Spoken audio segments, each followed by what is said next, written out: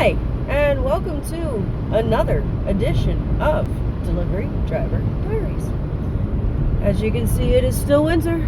I am still rocking the eye makeup.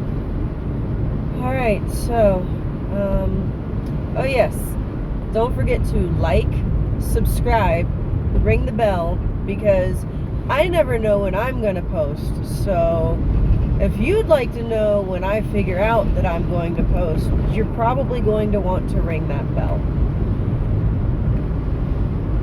So let's see. So this totally happened to me night before last. So I was scheduled to close, which means I go in at 5 o'clock. And on Fridays, we don't close until 1 a.m. for delivery. Yes, I know that is a long time to be open. Anyway, it's also a long time to try and make money, so I'll take it. So I'm working, and all of a sudden my car decides it doesn't want to work. The battery light started to flicker, and then it would stay on for a while, and then it would turn off for a while. I guess maybe because it's the Christmas season and I have a wreath on the front of the car, maybe it thought it was a Christmas tree. Either way, that's not cute. So I had to tell my manager that for the safety of me not getting stranded somewhere, unsure of whether the problem was my battery being weak or if it was the alternator not recharging the battery or intermittently charging it to not give it a strong enough charge. And it made both of us very sad. I was very sad because I like to deliver pizzas. I like to make people's night. I like to make money. So he was sad because it was super busy and he really couldn't be down a driver. Point being made here with this little side story, even though it happened to me at work, is that delivery drivers have real world problems too. Our cars are not invincible. We would love for them to be invincible. That would be fantastic if they were invincible, but they are not.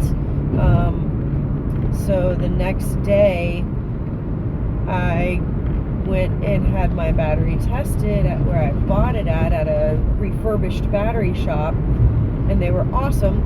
My battery was still within the 90-day warranty, and no questions asked. They saw that it was weak, they replaced it. I decided to make sure that, oh yeah, and they replaced it at no cost because it was still under warranty, which is awesome. You probably figured that out, but I just wanted to be clear for everyone. So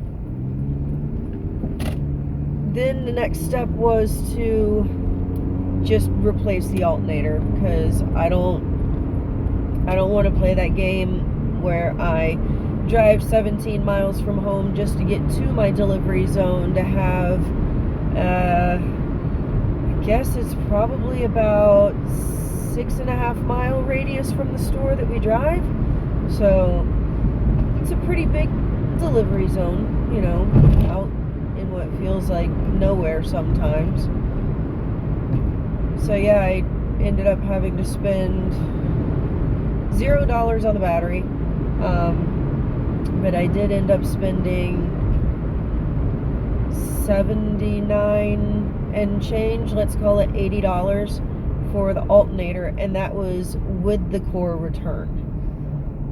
So of course I had to purchase the whole thing first to use my car to go get the part to bring the core back to be able to get the extra back, or the core charge back,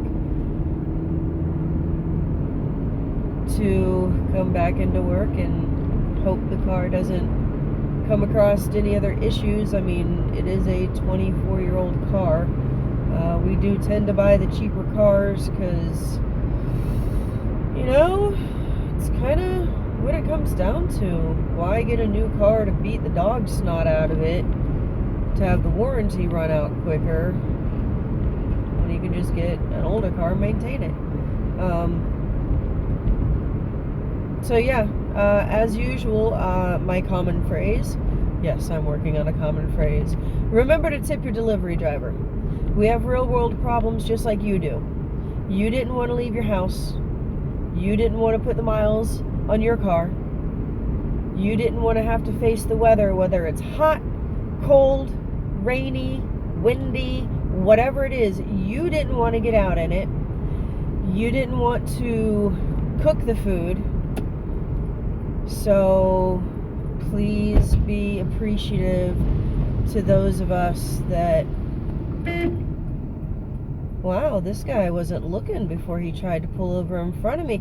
How about that? I'm making a video and I'm paying more attention than the people on the road that aren't making videos.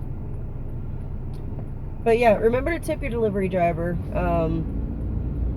We remember the good people, and you know what? We'll do extra for you good people.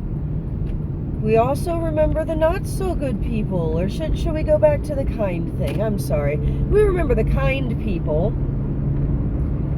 and we are kind to kind people.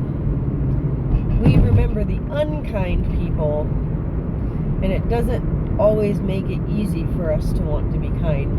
In fact, last night I had a special instruction on the receipt for the delivery that said stand outside door and yell ding dong really loud 3 times. I'm down for fun and games. That sounded like fun. By the time I pulled up to the house, I remembered they don't tip.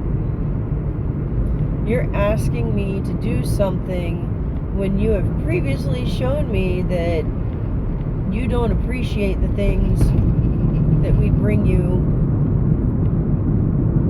Why would I go out of my way to do anything special? I'm just saying, you know, when you treat somebody a certain way so many times, they come to expect it, and they're not going to give you more than what they feel